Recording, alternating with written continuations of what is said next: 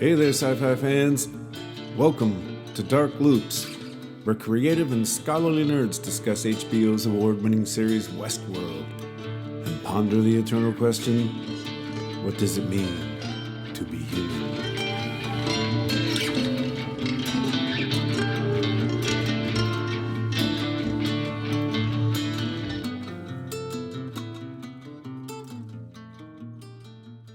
Hello, everyone. Welcome to our Dark Loops Westworld After Party. I'm your host, Scott Jordan, aka Zombie Scotty in some circles, cognitive psychologist, philosopher from Illinois State University. Joining me on the Dark Loops Westworld team are two amazing school psychologists, Dr. Leandra Parris and Dr. Tara Rains. Leandra and Tara, please say hi and tell people where you're from. My name is... I'm Leandra. Oh. Go, Leandra, go. Don't cross the streams, man. I know. I feel like that's actually the first time we've done that this whole time. So I'm Leandra Parris. I'm at the College of William and Mary. I'm Tara Rains, and I am at the University of Denver. And now, we are absolutely thrilled to have at the Dark Loops Westworld After Party the Wonder Women of the Sistah Speak Westworld podcast, Sister J, Sister K, and Sister A. Ladies, welcome. Thank you. So, look, I have some questions that I'm going to ask us to talk about, but if we don't get to them, that just means we had too much fun, right? At any point, feel free to interrupt anyone, make any comment, and most of all, let's just have a good time. So first of all, I think I'd like to ask the women of the Sistah Speak Westworld podcast to sort of introduce yourselves and tell us who your favorite Westworld character is and why. Okay, well, I'm the old one, so I'll go first. This is Sister J from the Sistah Speak Westworld podcast. And for me, my favorite Westworld character started out and ended up the same character, and that's Maeve. I like Maeve. I think we have a lot of agreement with that. I love Maeve because number one, she's so cute. I just love that actress anyway. But I like the fact that from the beginning of Westworld to the end of Westworld, she is the most unique. And I consider myself the same. So hey, there you go. Well, there you go. Oh, Lord is right. Oh, Lord. Y'all know I'm right. Anyway. So I'm Sister K, also Sistah Speak Westworld and other podcasts. And I have had two favorites since the beginning. Maeve is my first favorite, just because I felt like her story was very compelling, especially the first season. Her striving to get to her daughter and protect her daughter, but also basically waking up on her own and figuring out where she was and what was going on, and then how she used that to try to get back to her daughter. I love that part. And then my other favorite was Bernard / Arnold, whoever you want to do. Bernard. So you like buffed Arnold or dusty, crusty Arnold? I like Bernard. I like roughneck Bernard, honey. Bernard was looking good in this season. I don't know what it was that they did to him over the hiatus, but I like the bald head. I like the clean beard. And then, I don't know, he just looked more buff or something. I guess he took the jacket off anyway. So those are my two favorites. But I like Bernard not just for that, but because of his his awakening story also. It's a little bit paralleled Maeve's, and just the way they revealed who he was in that first season still blows me away. And I just that was the best. Yeah. Yeah. Appreciate that. Yeah. I am Sister A from the Sistah Speak Westworld and Others podcast. I would say probably my most favorite is Bernard. I just like the way he looks, the way he talks, the way he walks. He's a very thoughtful character, which I appreciate. And again, his reveal was great. I preferred the way he looked in the first couple of seasons. Thank you. Uh-oh. And I think my other favorite, which I wish he had been in this season, I'm not going to say Teddy. I'm going to say Ford. Thank you very much. Yes. Sure, no problem. Yes. Because he, just to understand the mind behind this whole creation, I think was great. And of course, Anthony Hopkins is amazing. Yeah. Really wish he had played a part in this season, but Me too. Yeah, he was one of my favorites as well. We've actually talked about, well, he's my favorite character, to be honest. And the decision not to bring him back this season seems to be, of course, he's a fantastic actor, but his job is done. Right? Yeah. He created his kids, and they have to be able to take care of themselves in the world now. So there's a kind of nice poetry there. You got this crazy, amazing actor who probably would have, of course I'll do a third season, but it's like, no, that's not what we need in the story. So look, I just have questions here. I'm just going to put the question out, and now the question's out to everyone. All right. So we stumble over each other. That's just awesome, and we'll figure it out. So what did you think of this season overall? Like compared to the others previous seasons, or as a standalone? Let's just say to the others, right, for a frame of reference for now. Not my favorite. No. I would say I enjoy, for me, I watch Westworld for the entertainment factor. And for me, it was as entertaining as season 1 for me because of all of the architecture and scenery with the places. I loved that these places actually exist. Yeah. And it wasn't built on a Hollywood backlot. You know what I mean? And but I loved all the technology and stuff. And let's face it, I mean, Dolores was just looking too fine in the whole thing. She was just sharp in the whole thing. Her and Charlotte Hale, they looked good. Yes. They were tough. Yes. They acted well. I mean, they were really awesome. So and of course, Maeve too. But am I allowed to agree with that? Sure. Okay, of course. Cool. No, they look fantastic. I'm just saying, as the guy in the crowd. They look great, though. They look fantastic. Good. Absolutely. Absolutely. Anybody else on the season? I do. I love that there's like a whole vibe of like woman power throughout the whole thing. And they all, there's that moment where Maeve said we had different stories and I didn't take the time to understand hers. Like, I think that's important. I think it would have been really close to like, I think I would rank it higher if it wasn't for Maeve and her storyline and what they kind of did with her character.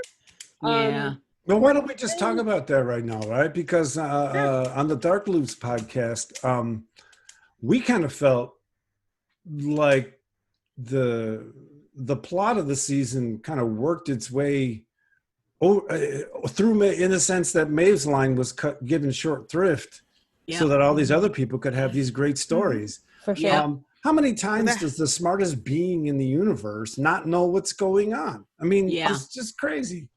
It just didn't explain so many things about Maeve, and there are a couple different ways that they could have taken that would have been really, really interesting. You know, like we talked about, if it was the fact that once she got so far away from the main server, she started losing powers, right? Yeah. And Exactly. like, they could have explained how they treated her, but you know, instead they robbed us.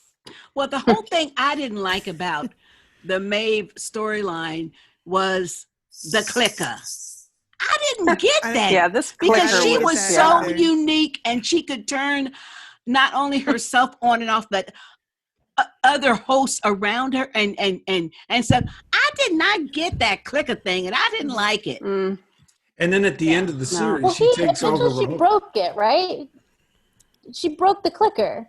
Well, yeah, But that like, was why at did it the take end. her She did. until the very end? Right, like why did it take her so long to think that she could break the Exactly. clicker? Like, of course she could break the Exactly. clicker, right? Why Exactly. did it even work on her? Because That's she was the point. he even said, Sirach even said, you're the most unique because you're the one who can affect other hosts. Yourself. No one else can do that. So then how can he then control her? Because now what would have been a really he built cool that back door. That's what he said. Well, but Ciroc yeah, but she's walking through Singapore and she's taking over all the tech in town, right? Yes, everything, she's forcing them to shoot the guns at themselves. Exactly, the guns, right? That's true. And then I love that scene too. That was so cool. That was awesome. But at the end now, like she's moved enough to suddenly exert her power. Maeve would not hesitate ever to exert her power.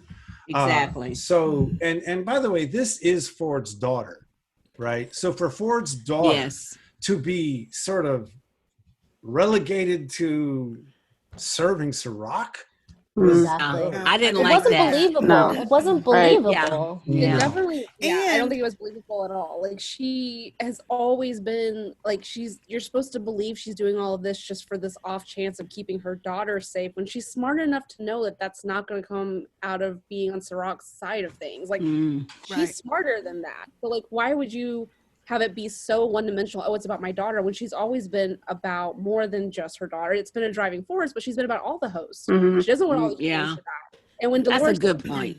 Outright, like I feel like Maeve is smart enough to be like, wait, this doesn't make sense, right? That's a good point. Especially when her and Dolores, when they had a couple of their conversations, and Dolores was telling her, "Look, he's killing us. Basically, he's taking what he wants. You're on his side, but he's killing us. I'm trying to help us survive and live and thrive in this world along with the people, and you're on the side of the person who's trying to destroy our whole being." And I kept thinking, okay, Maeve at some point is going to wake up and realize, okay, yeah, that's true, because he keeps threatening her. Every time you turn around, he's like, "Oh, you want to go to the Sublime, don't you? You want to see your daughter, because I can put you to the ugly place." And I'm thinking, so when does she like just sit there and take those threats before she starts going, okay. Now what would have been a really cool reveal is if at the end of it all, she was just pretending that he was controlling her.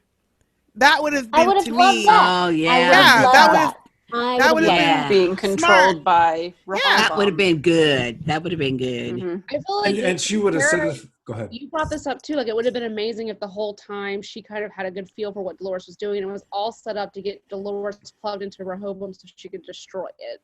Like both of them knowing this was the game. Like that would have been amazing, and that would stick with the sort of feminist vibe they've been trying to pull off this whole time, and they just and it also would have been a very Maeve play on the Dolores theme of using people as tools. Right? I mean, Dolores uses people as tools so much, you put yourself in them, right? And then all of a sudden Maeve says, "Well, darling, actually." It's so convenient that you're hooked up to Rehoboam. But I need you to do, now that I got you here, is take that down, right? Like I think yes. That would have been satisfying, even if I would have felt bad for Dolores. Well, I don't know. I think they just... Go ahead. Do you think that it's because they did fewer episodes? Like, do you think that they cut that? Like I like to think that the writers wrote it better so that the Maeve was believable and it was covered. But when they went to editing and they had to cut things back, that's where it got lost. Could be. Okay, so the only thing I'll bring up to argue with that is that it took so damn long for Dolores and Maeve to have a friggin' conversation. Oh, I mean, Lord have mercy, they should have had a conversation in episode 2. Oh, that's what you're doing? Okay, this was on. Let's take this engine down. Right. I mean, it happens in the last. And so many other things were drawn out through the whole season. Drawn out. Yeah, that was just useless. Well, for me, and go ahead. They already know. The sisters already know what I'm gonna say. Oh Lord! Then you already know what I'm gonna say too. They could have left out about 80% of the Man in Black's backstory, story, whatever the hell they were doing with him, because he gets on my nerves. Thank you, Leandra. Okay. Yeah, Leandra's agreeing with you. We see you reacting. No, I am ticked.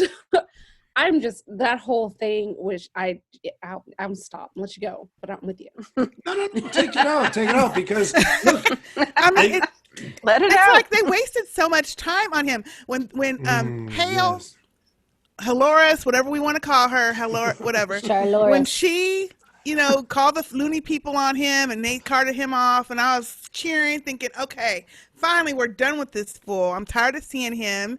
I like Ed Harris, yes. Okay, he was great for what he needed to be there for, which was to put Dolores through all that shit all that stuff that he put her through. And, but okay, enough. We're season 3 now. Do we have to spend all this time on him? I don't think so. And then the next episode, they brought his butt back, and I'm like, why are we watching him in therapy? I don't care about all the versions of himself. Okay, we knew he was crazy, so he was beat as a kid. Oh, but wait, no, he wasn't beat. He was crazy too as a kid anyway. So, I mean, what in the heck? And now I was cheering that he was getting slashed in the neck, but now we have this damn host that's going to be around forever. So now we're going to still have his butt the next season. So I have to They could have done so much more with Dolores without that in the way. So my problem with the Man in Black is that he has some really great scenes that I actually love the therapy scene only because they didn't. I like the therapy scene too. Like I thought they were going to try to reason out his white male violence as though he was a victim, and instead they went and they're like, no, that violence has always been part of who he is. Yeah. And I think we needed to see that. But I don't think we needed him running into Bernard. We didn't need any of that other stuff. Yeah, that part. I still don't understand that. Yeah, and we needed that ending scene if they're going to keep him as a host. But I agree. The thing with Man in Black is they had some potential to really make him more than one note, make him more than black and white. Okay. That's what it is. Yeah. So maybe note. From a writer's perspective, maybe the point was, we don't want to hear your victim story, William, because you know what? You don't have one. And so they just made it clear. Stop with the victim story, white, wealthy dude. Okay, I'm just saying. Stop with the victim story. There is no victim story. Did he have a victim story? He didn't have one. Well, he had. He didn't. What the incident he was a victim that turned of his father. Yeah. No. Yeah. Well, I don't know. Was he? No, he was basically telling himself that he was a victim, but then in that therapy session, I guess they did say, no, you were the one that was actually inflicting stuff on other people. Yes. I don't know. I just... When they found out that he was a violent dude. Well, I took it like, even though the father was berating him for beating up other kids and getting in trouble, but he was also beat by the dad because of his reaction to the dad. So, what I really liked about that is it's not a clean story, In other words, it's a mess. But nobody's life is. Exactly. Nobody's life is. Exactly. I mean, Maeve is not a clean story either. No. I mean, she's got some stuff. So I like the Man in Black character. I thought the backstory part was pretty good. I mean, I wasn't bored or anything at all. I don't know quite how I feel about now we're going to have a host who's always going to be the violent host, so. Super violent. He was already always violent. Well, yeah, I know that, but seeing how the host, William, killed the real William, then we're stuck with the host, William, So maybe because one of the things we discussed is William always had a way of killing people in the name of being right? Yeah. And so at the end he said, I'm going to go kill all these hosts because that's the right thing to do. I'm going to save the human species. And now you've got a William that says, oh, hell no, I'm going to go kill all the humans. So he's still William. It's just suicides, and maybe that's it. But you know what? Okay, I think Charlotte has something different in mind for the Man in Black. I don't think she's, I don't know. I just didn't get the feeling that she's going to only use him for muscle. I just don't get that. And the thing that puzzled me about those last scenes is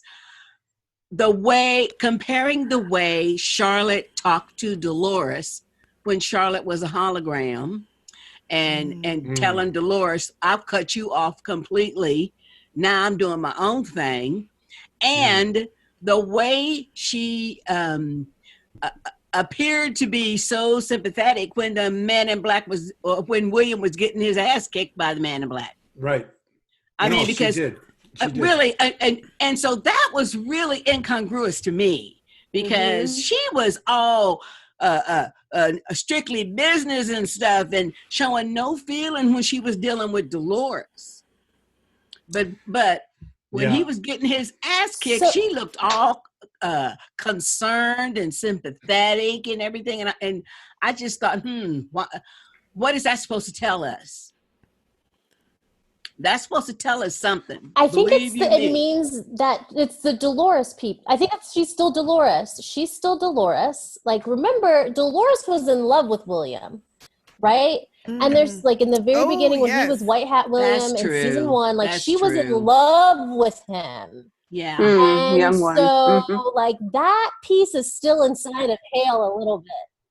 Ooh, that's that Dolores still exists. Now that so makes sense then. To see glimmers of that. Interesting. Like, that's maybe interesting. they're gonna bring that love story. There is back. a connection. Yes. So she's a beautiful, ugly mess, just like the rest of us. Right? You said, please no. Please don't bring that. Come on, that would be a okay. waste of screen time. I don't want to see that story. Well, what they can't do now is give him. Yeah, we don't need no love stories. They can't give him any post-traumatic growth, right? We've already made it clear he's incapable. He's a binary dude. Yeah. And that's it. And if they, after this season, when they put us through that whole therapy episode, and we thought, oh, there's going to be some interesting growth here. Oh, no, he's still just binary. It's like, you can't fool me again, you know? Yeah. So what was your favorite part of this season? But I think that's a good story, too. Of what? Of him not being able to change, or him being binary, or? Yeah, I think because I think there are some people who are just binary, right? And we live in this world where we want everyone to be nuanced and we want everyone to grow and do all these, but that's not the case for a lot of people, right? Like, and we can see that in, I don't know, our current administration. Some people just are who they are. No, we're not going there. We're not going there. No, we're not going into politics. That's not what I'm here for. No. So what was your favorite part of the season? She's just saying there's parallels. Yeah. Oh, they wrote that on purpose. Well, of course they did. They definitely wrote that on purpose. Anybody, what was your favorite part of the season? My favorite part was when we first see Dolores and how she can command all of the technology around her. When she's walking through that hotel telling her virtual assistant, I need a room and it needs to be here and needs to be there. And that was really cool. That was really well done, I thought. So that's what I liked about the season. I got to say, in the end, for me, the season was about Dolores, right? Because we thought that she was going to go out and kill all the humans. Yeah. That was her plan, right? And then that's what Bernard said her plan was. But he was mistaken. Yeah, it turns out he misjudged her, right? Like he misjudged. And so did Maeve. So did everybody. Yeah. Yeah, everybody did. You're right. Mm-hmm. Well, because of how season 2 was. Yeah. Well, I really liked how, I watched something on YouTube today where people were trying to argue that Dolores changed her plan because she met Caleb. I think so. I'm not sure I dig that answer. I mean, we talked about that on our podcast a little bit, I don't think so. So then if Dolores has got this plan, then what I'm going to do is save whatever it is. It's not humanity. It's not hosts. It's just whatever they have in common, whatever you want to call it. I'm going to save that. Why the hell doesn't she have that conversation with Maeve? Like, episode 1, let's get together and save the best of what we are. That's why these fights between Dolores and 3 episodes. What's that? 3 episodes. Dolores and Maeve would have walked into the room. They would have killed Rehoboam. They would have taken over the world, and we'd all be living in Eden right now. Like that. I mean, I just feel like there's a big thing. At least for me, like I'm always kind of coming at it as like, why aren't they talking? And think about all the ways that like we don't talk to each other. Like we don't we just assume other people have their agenda and we work with them with that schema without ever checking in about it. And Maeve is a little arrogant in assuming that she absolutely knows exactly what Dolores is trying to do. And Dolores is just kind of like, I don't need to tell anyone anything because I'm going to do it all by myself. Right. And I think we can see how that doesn't work out. They did try to write it and there were scenes where you felt like, wait a minute, Dolores knows more than Maeve? How the hell did this happen? Yeah. Well, she did first. That was a big surprise to me when she was like, y'all all came from me. Like, I'm the first one that worked. And I'm like, oh. A little narcissistic there. Which I think we knew. We knew she was that first. from season 1, didn't we? I didn't know. Maybe y'all knew it. I did. Because I think Arnold, maybe it was season 2 when we had some of the scenes with Arnold programming her, but then turning it around and she was programming him, or programming Bernard. Excuse me. And so I think we knew that she was like the first, and they gave hints and they mentioned that like she's one of the originals. She's one of the main ones.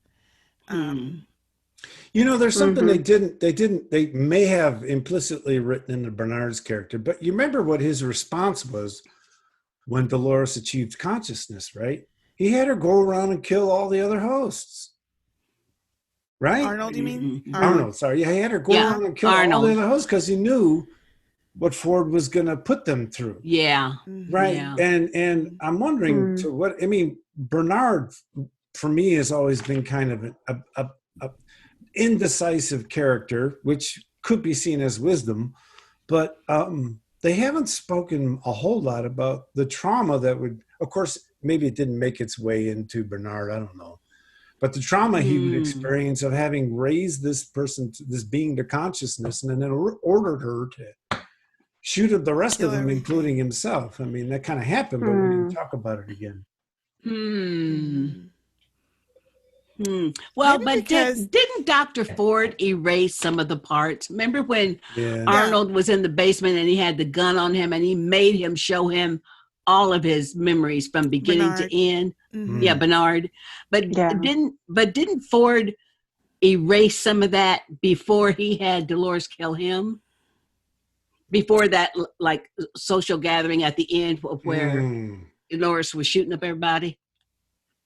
I thought he did. Could be. Because when he washed up on the beach and he was missing some of his memories and things were out of sorted, out of sorts. Sync, Out of sync. So maybe but also Ford did something to him, because when Bernard was in the Westworld, like in the Mesa, and this is season 1, and he was like killing up folks and everything, because Ford took over for him. Remember, he says, okay, Bernard, I'm going to have to, take over for you, and I'll make sure that you don't feel any of this. You remember that?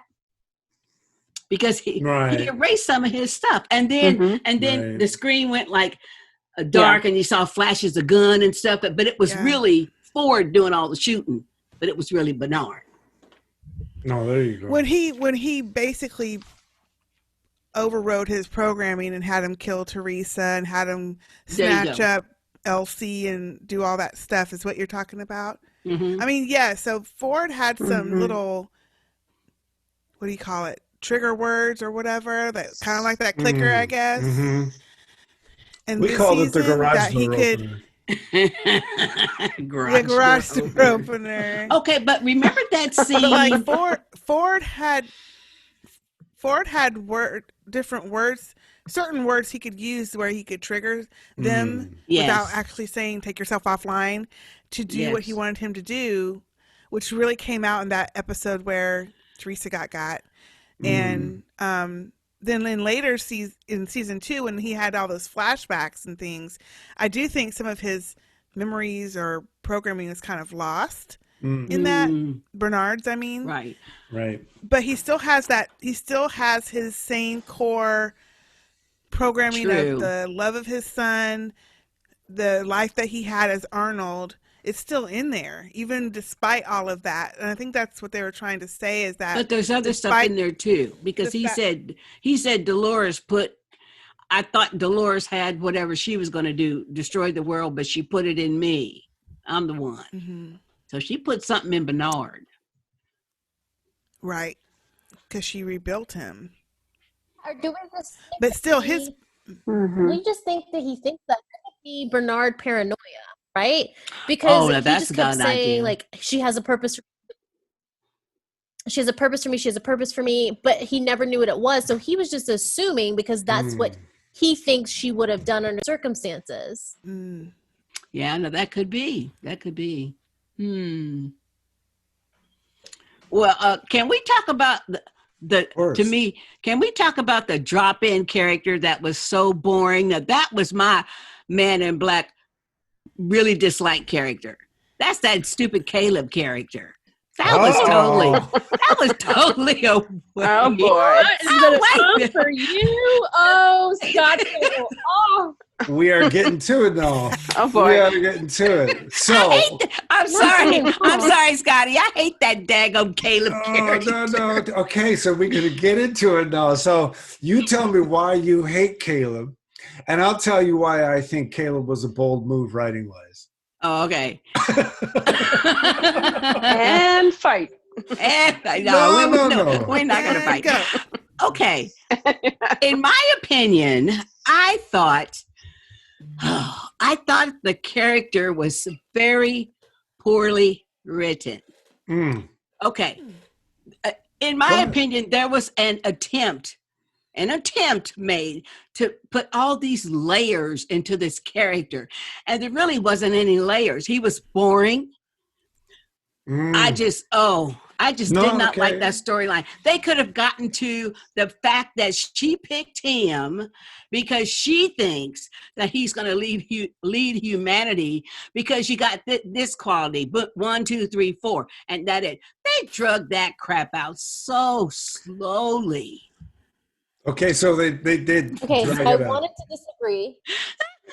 I wanted to disagree with you when you started that because I was simultaneously watching Breaking Bad. I'd never watched Breaking Bad. And so I was like the last person on the planet. And so I was so in love with this character because I was seeing him in 2 places. But you're right, Sistah J. Oh, he was boring. I mean, you know what? I watched Breaking Bad up until they was dealing shitty with Giancarlo Esposito. He's like my play husband. I love him. You know, and then I quit watching it. But anyway, but it's not really to be honest, to be fair to him.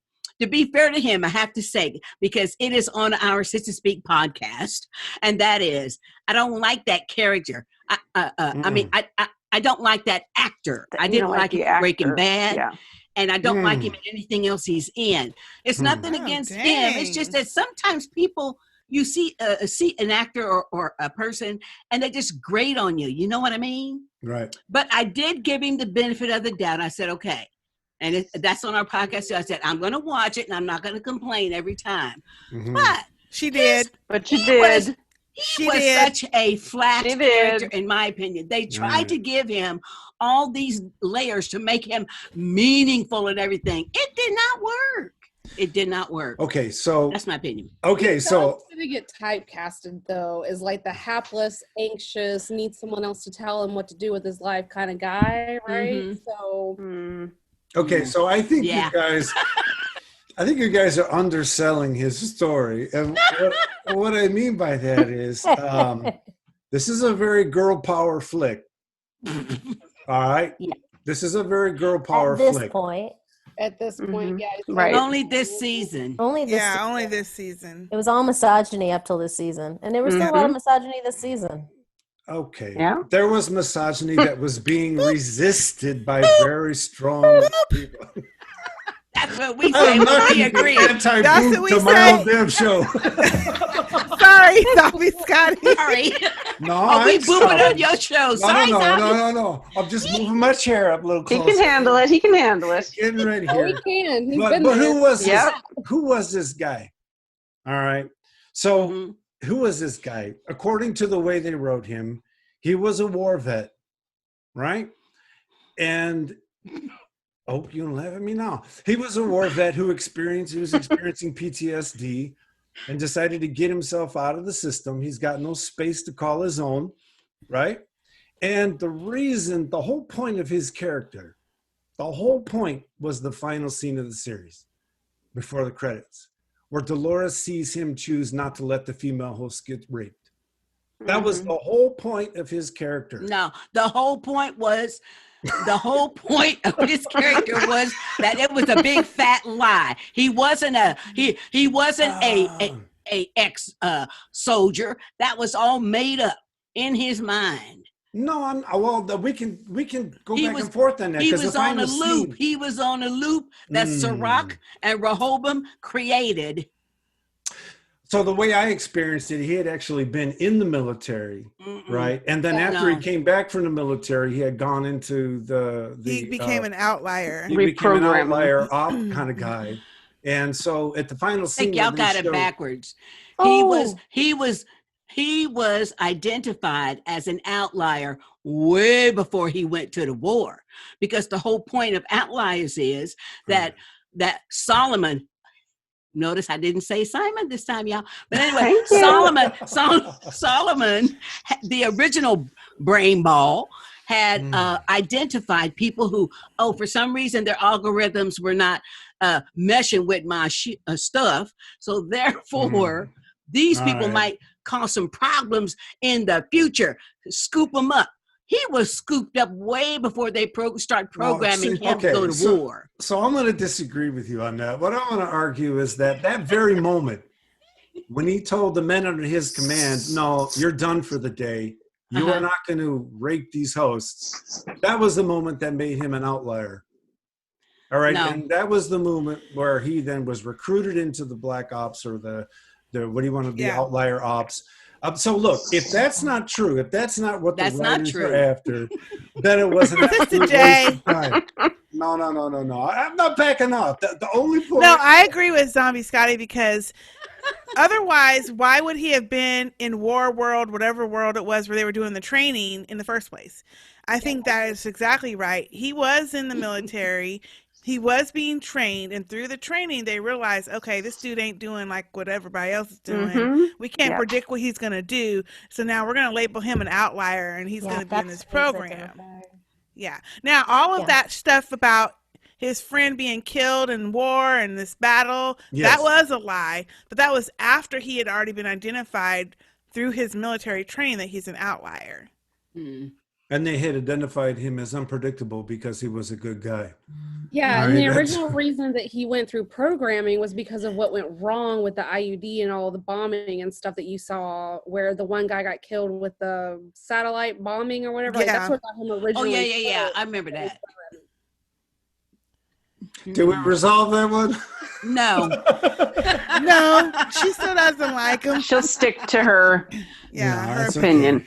I didn't mind him. And when I watch it again, because I always rewatch like a series that I enjoy, but I give it like a month or two, then I rewatch it. When I rewatch it again, when I get to the point where that's obvious, I'm gonna mark it and I'm gonna send you an email. You're awesome. That's so cool. And I'm gonna post that on Facebook and brag all day. Man.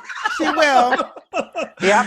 No. But that was the only. I mean, what I did like about the character is, you assume that he met Dolores that night in the tunnel because of the app.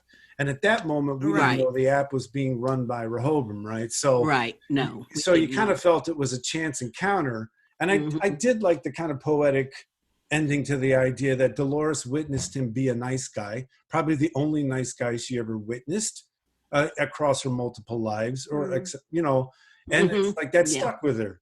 And for me, I thought, okay, that was a lot of work for that, but I'll take it.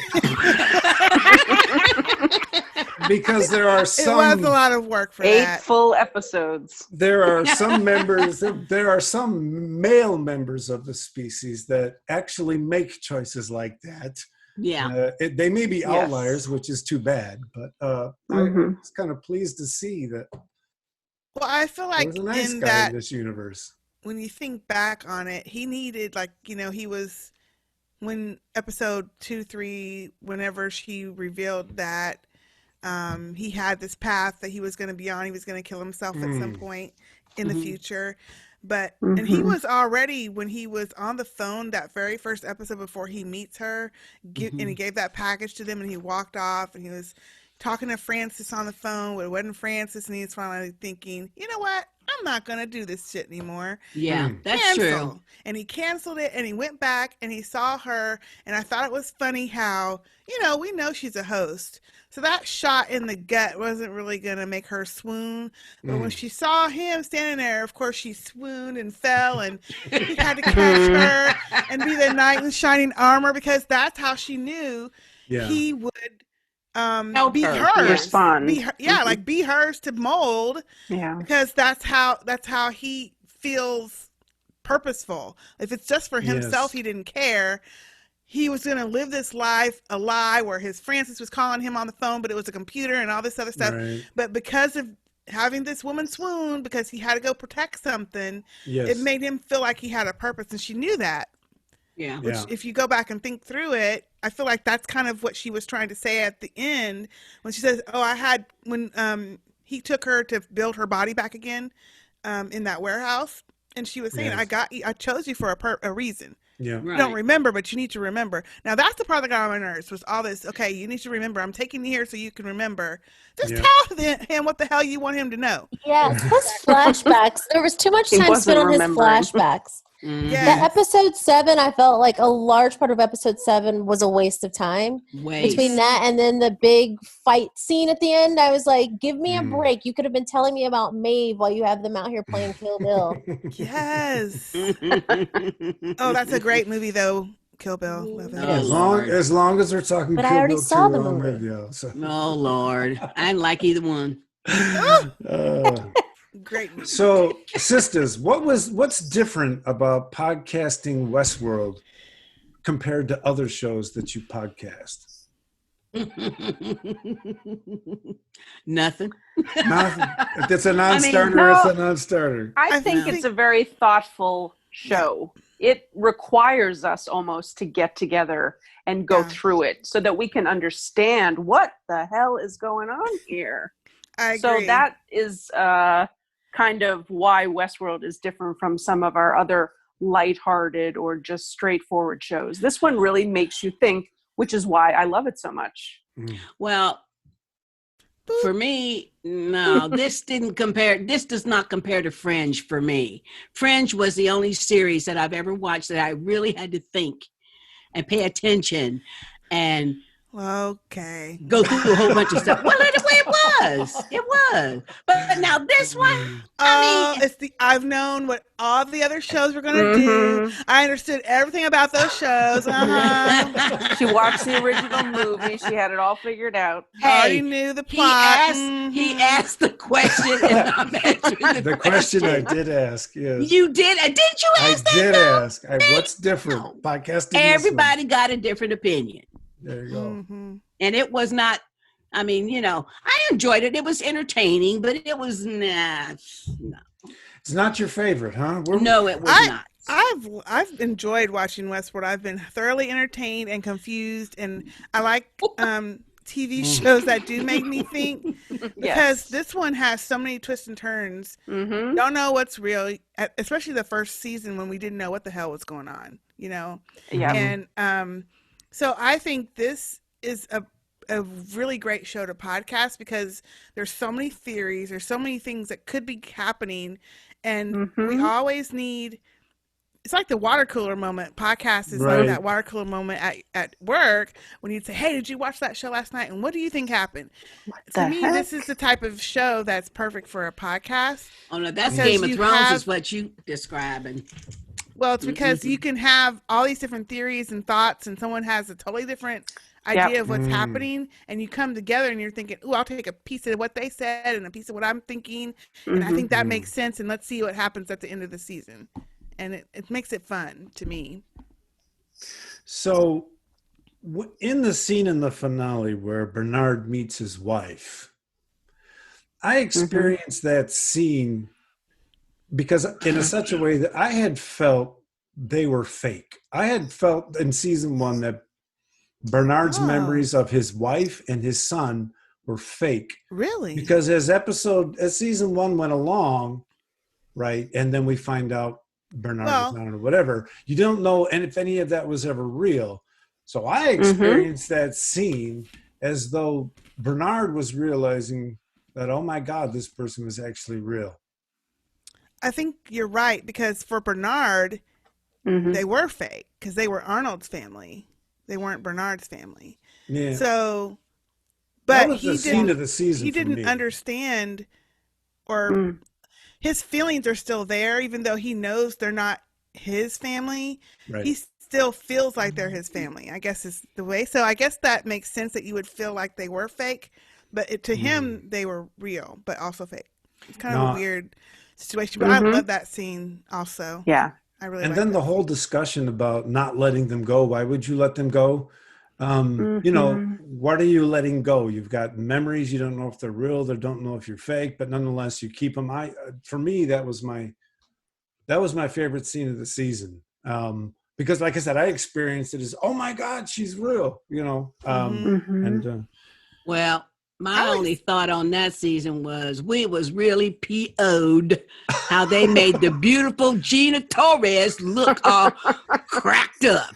I think your major concern was they claimed that she was supposed to look 70 years old. I mean, you know, a 70-year-old, she looked 90 years old. I know some 70-year-old that are kicking. You know, and they made her look like she's 99. I know Gina Torres might be 70 in real life, and she still looks amazing. I know, she's beautiful. Yes. She's beautiful. So that's my only objection. Going into makeup and suddenly realizing what you're gonna look like that would trip me out a little bit.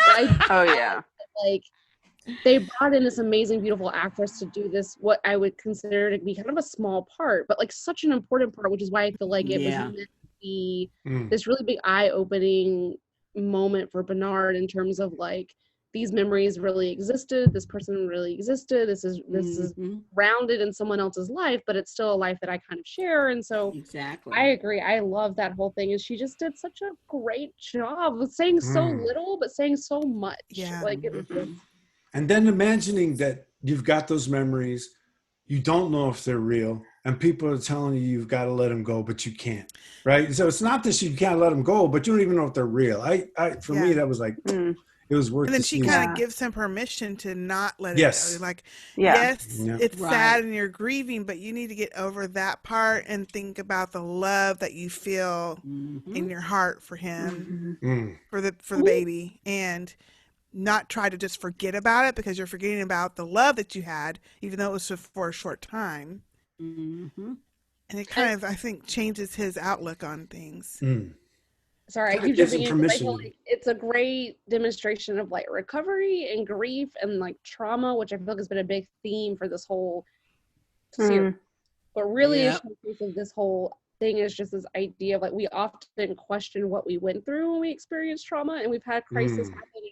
What's real and what didn't really happen, and was it really the way that I remember it? And so I love that their message, like you said, was that it's okay to hang on to certain things because that means that you're human. And I think that's just a beautiful message. So I agree.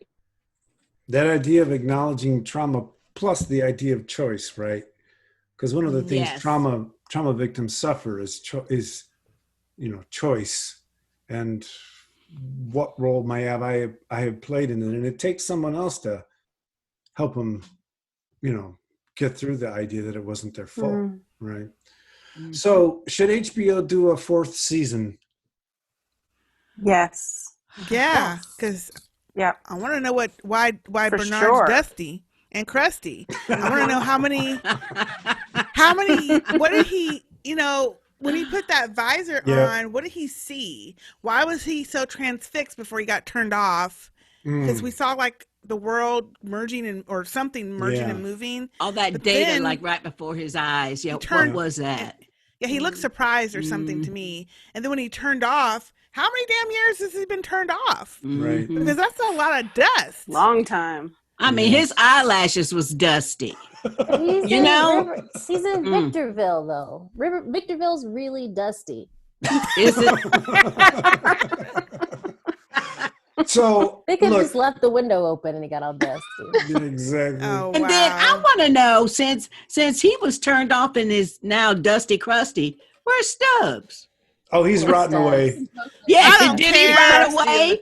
Didn't even bother to show us that mess. Stubbs in the tub. All you're gonna You know get what? when you wake up, that X of that skeleton that the host have. That's it. That's all. It's Yeah. They Poor need to get Stubbs. rid of Stubbs because they just now if any character got besides Maeve got shafted, it was Stubbs. Yeah. For sure. This season. For sure. They made Yeah. him a big old lush, drunk, complaining, whining ass little Alcoholic bee. robot.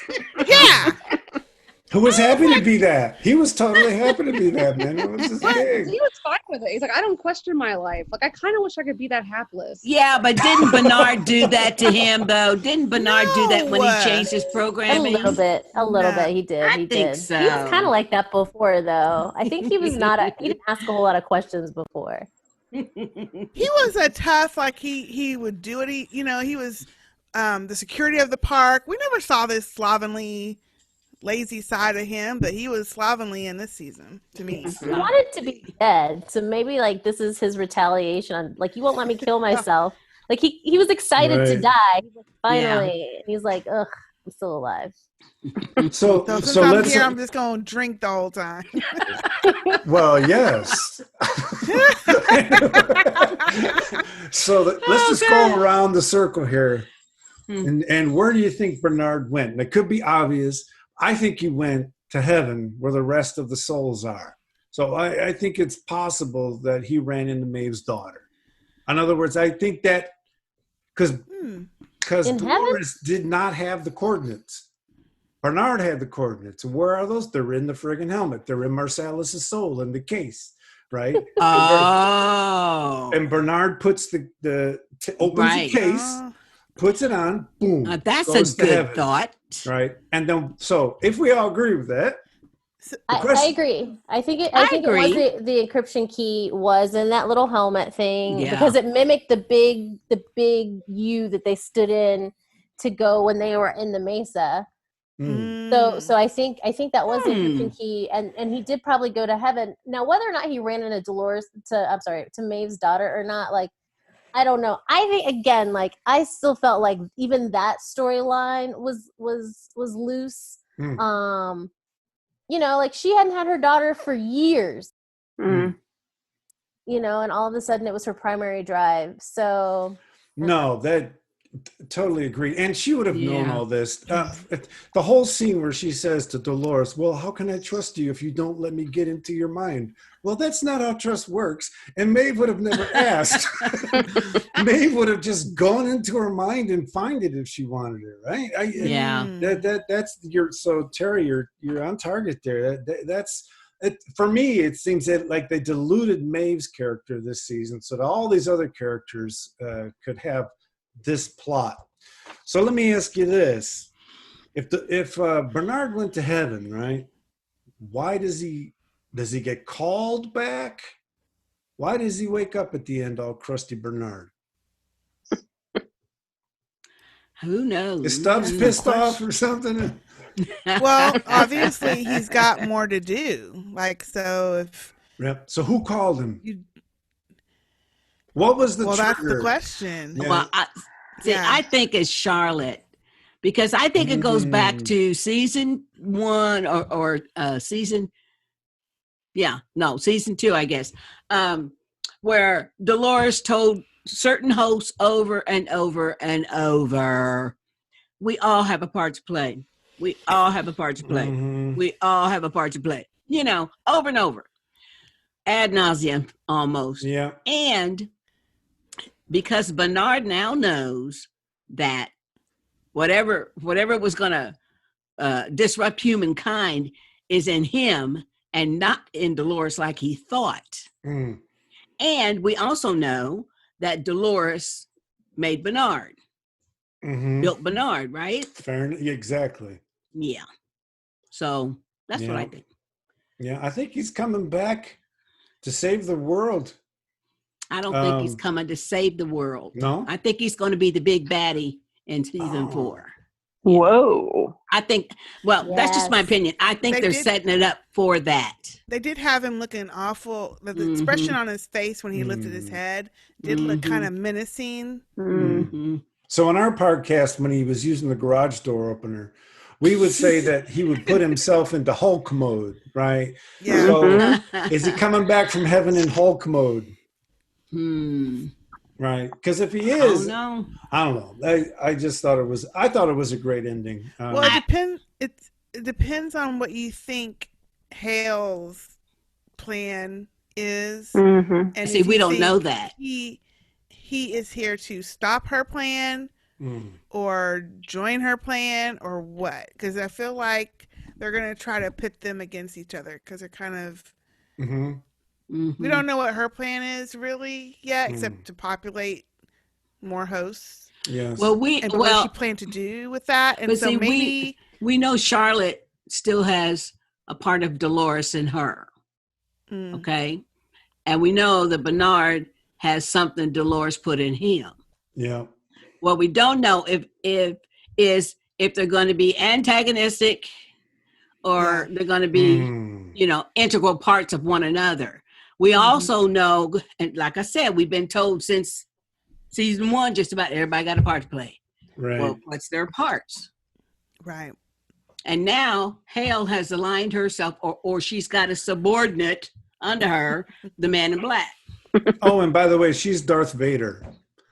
Let's make it clear. She controls the Force. She's Darth Vader. Her arm is basically... And then, where's Clementine and Lawrence? That's what was with Lawrence? Where is that head? Where's the head? Yeah, where's the head? Yes. They took Mahashi's head. Musashi. Which I love that man so much. I'm so sad that they killed him. Yeah, they killed him off.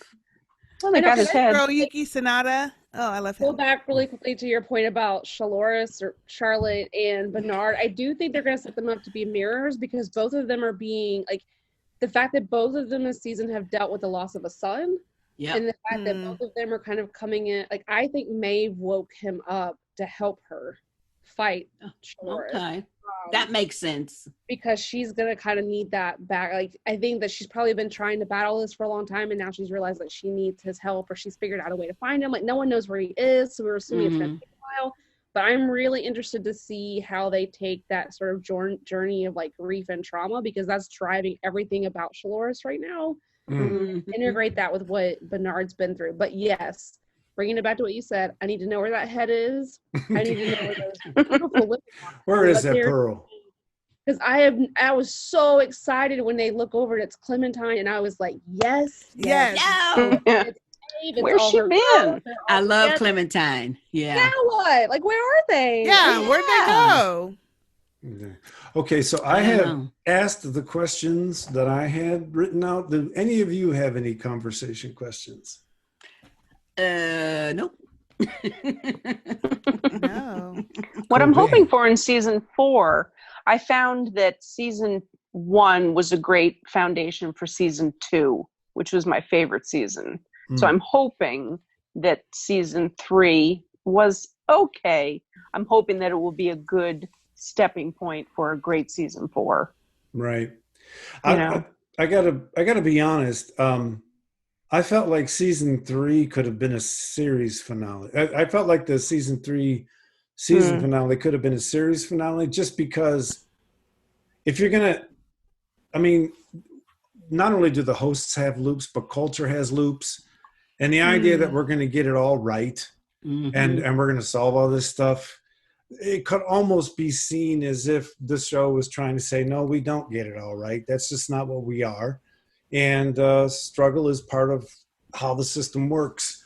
And, you know, when they end with Pink Floyd Brain Damage, I'm in. And if that's just, if they're saying that the human condition is beautifully ugly from top to bottom forever and ever, then I'm in. So I of course I'd love to see a season 4, but I wouldn't lose my mind if they didn't do another. If they ended it here. Yeah. I see what you mean. I hope there's a season 4 because I want to see who all those hosts they're building. Are they going to all be clones? You know, all look like Dolores or Charlotte or Bernard, or you know, they're going to all look different, like in Westworld.